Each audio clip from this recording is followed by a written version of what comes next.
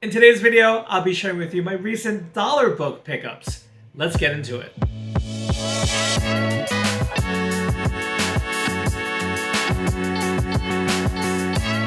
What's up guys, welcome back to the channel. This is John and you're watching Old Stuff is Cool. So today we're talking about dollar books, and I used to have much more dollar book hauls, both in person, at conventions, local stores, online.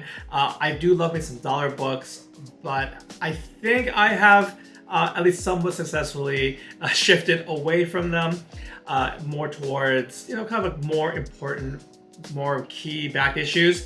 That being said, I still love certain runs. There's ones I'm trying to finish, and I think I'll always have one or two dollar book targets in mind. That just kind of makes me a happy collector. It's the thrill of the hunt, and as you'll see today, we'll have some some mini series and some series that I got to wrap up, some new journeys that I can share with you.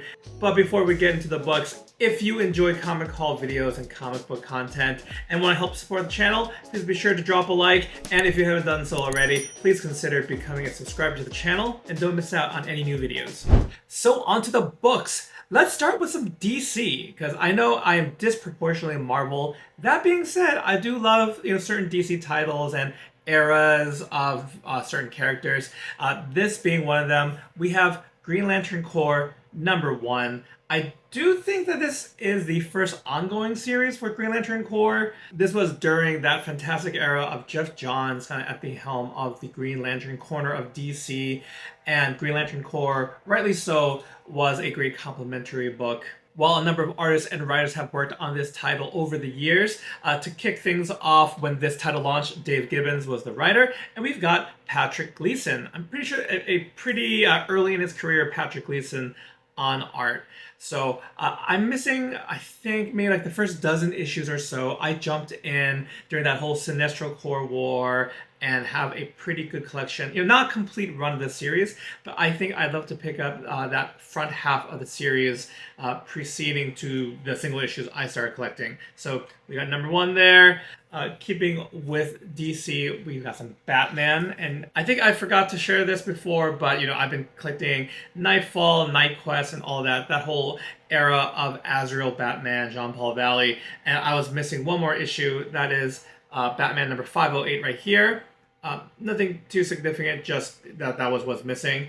But I actually got this other one too from Nightfall, and that is the standard cover of issue 500, which is a bit of an homage to an earlier part of Nightfall where Bane is standing over Batman. It's kind of cool to see, Asbats, as he's called here, with Bane in hand.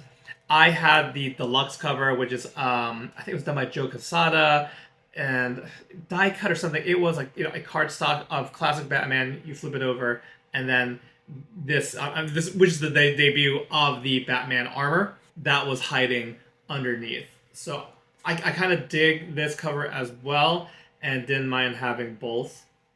And then the last DC, the last Batman, is actually a crossover with Spawn, and I recently had picked up the original Spawn Batman crossover. This is one that I haven't read, but I know there were tons and tons of variant covers on this one.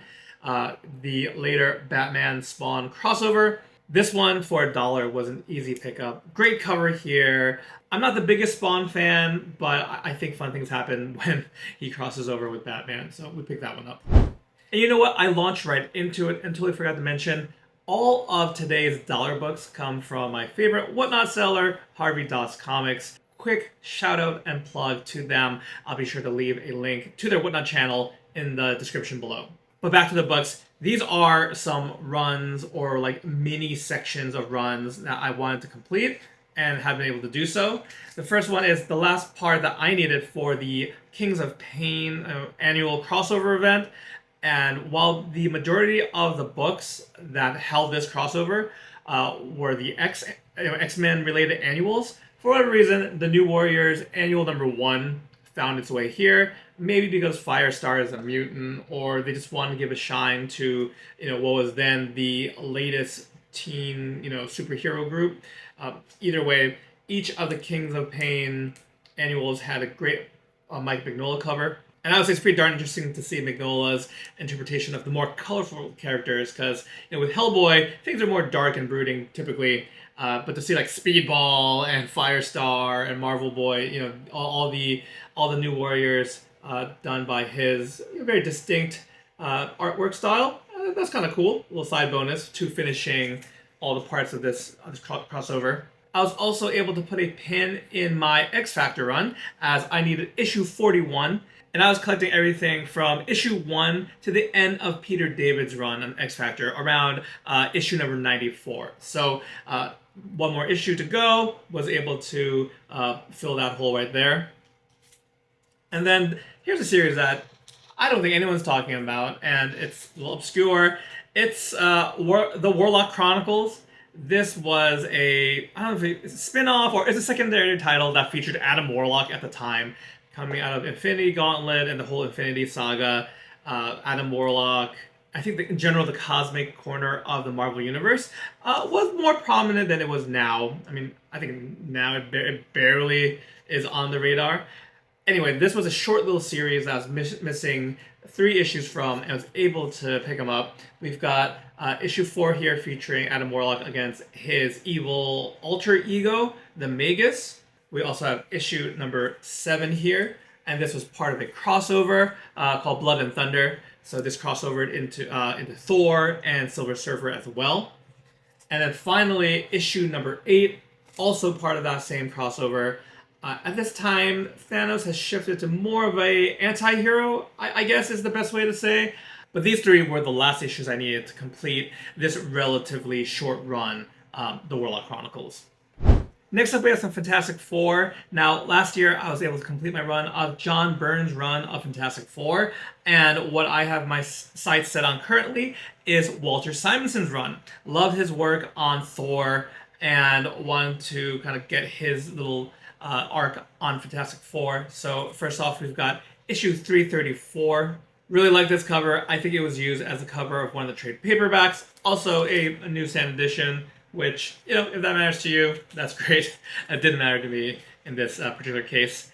Issue 336, and I'll go through these pretty fast, as I don't think there's any major keys here. Issue 342. Issue 343. Really like the purple background there as well, and they're definitely very armed, like Punisher style, or sci-fi Punisher style, all the guns and whatnot. And then issue 345, we got a Triceratops there, probably some time travel involved. And I'm down to, I think, about 2 or 3 issues left, and then I'll be all done with the Walter Simonson run of Fantastic Four. Now, another title that I've been keeping my eye out for, the dollar bins or like $2 bins, is The New Mutants. And this is just, I think I'm just drawn to the covers. We've got like fantastic covers by Bill Sienkiewicz, a bunch of covers by Barry Windsor Smith. In general, a fun title. I definitely need to do a deeper dive into the actual reading, as there's a fantastic run later on, right before the Age of Krakoa by Abnett and Lanning, who I really love from Annihilation. I definitely need to read the OG by Claremont. Anyway, we've got issues number 17, issue number 22, and there's some of that Bill Sienkiewicz goodness. Issue 27, I think this is like the second appearance or so of Legion. I still actually need to get his first appearance amongst the New Mutants books. And actually, like, along the lines, there's a lot of great, like, secondary and tertiary first appearances of now prominent mutants in the Marvel Universe in the New Mutant series. So that kind of gives it a little extra fun, side goal there. Issue 28. Issue 30. And like I said, there's a lot of Bill Sienkiewicz here. Issue 31. Then issue 41, and that's switching over to Barry Windsor Smith, who lent his creative hand for that one, as well as issue 42. I almost forgot to mention, there is something, I don't know, charming about this artist here, Rob Liefeld. I know he is not for everyone, but he really cut his teeth on the New Mutants here, and whatever you might think of him, either personally or professionally. I don't mind his work here on the covers. And then the side goal here is like, how often can you find feet in the cover? In this one, well, you know what? All the feet are covered up. I think it's hilarious just how well known it is that Liefeld typically didn't draw feet in the early works and did everything he could to hide them. So that's a little fun side game I like playing when looking at his work. But issue 88 here, cool. The Blob just menacing Cable from behind there. Issue 92. And although not a famous cover, I think Liefeld does do this a lot, and it is it's an eye-catching design choice for a cover where you have some characters larger in the foreground and then full-bodied, maybe like the main team in the foreground. There's some visual interest there, so yeah, layouts can be fun. And then the last New Mutants and Liefeld related work here. New Mutants Annual number 5.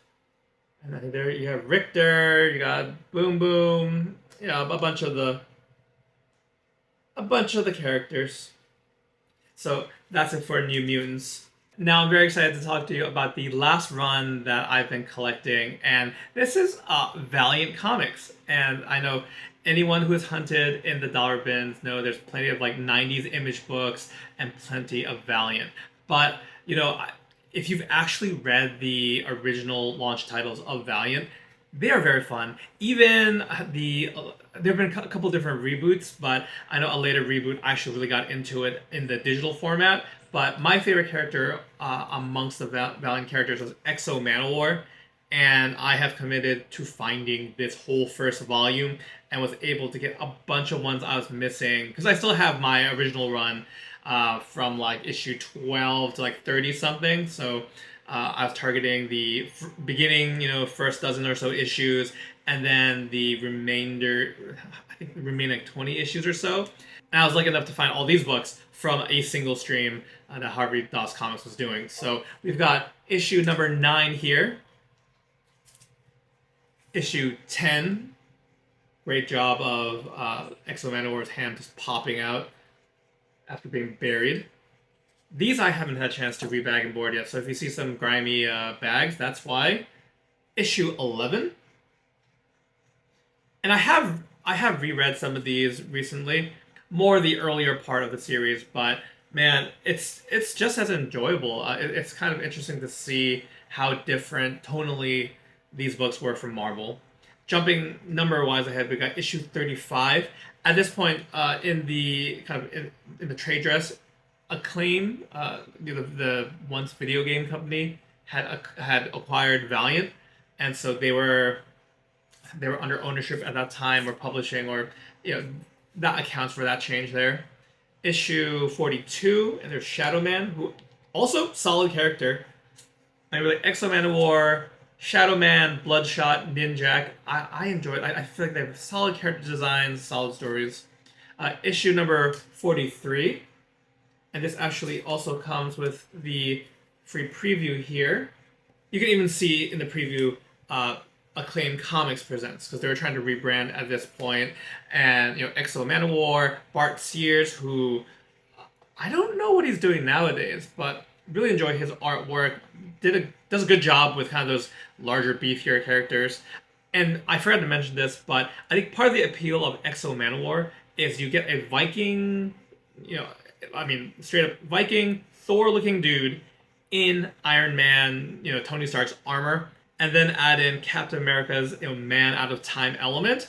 I guess he has all those characteristics of the of 3 of the biggest Avengers characters, and it lends itself to, I think, different stories, and even the space origins of the X-O Manowar armor with the spider aliens. You've got some sci-fi elements. Oh, and I think there's elements of Conan the Barbarian too, wearing Iron Man armor. So if any of that sounds good, definitely check out some X-O Manowar.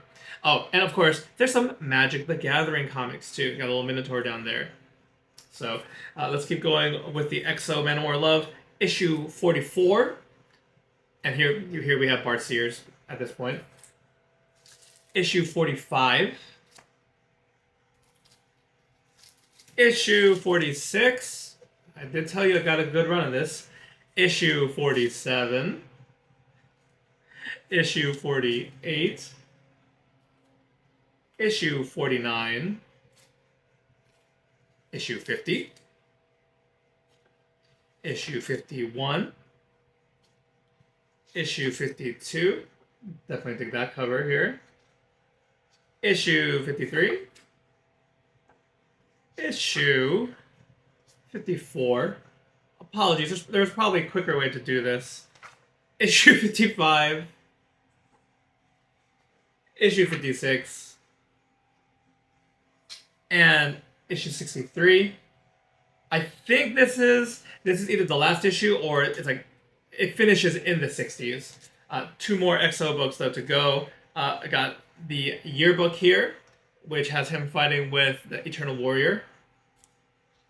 And then from a later reboot that was written by Robert Venditti, I don't think I got to issue 50 here, but just a really cool cover with a bunch of XO Manowars there. So had to snag that one.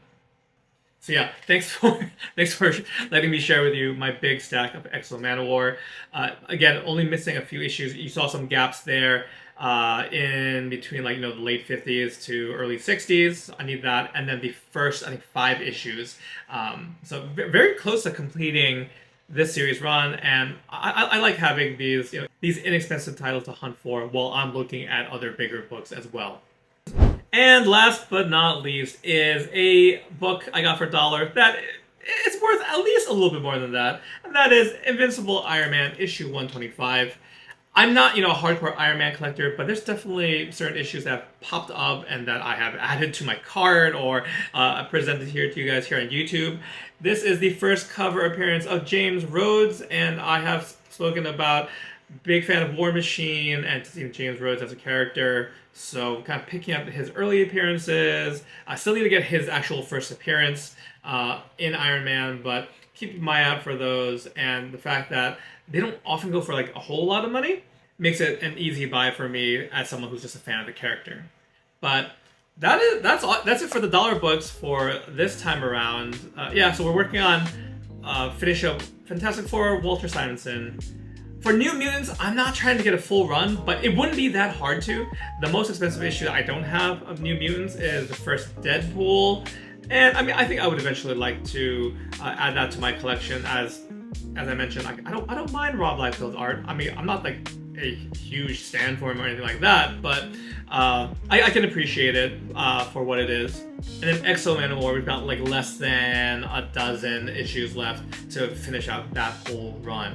So yeah, we'll see. Maybe this summer I'll be able to check off one of those on my goal list. But that's it as far as the $1 haul for today. Let me know if you guys had a favorite. Is there a budget-friendly series that you think I would enjoy that I should keep an eye out for? Whatever the case might be, leave a note in the comments below. Thank you so much for tuning in to today's video, and I hope to catch you in the next one. Take care.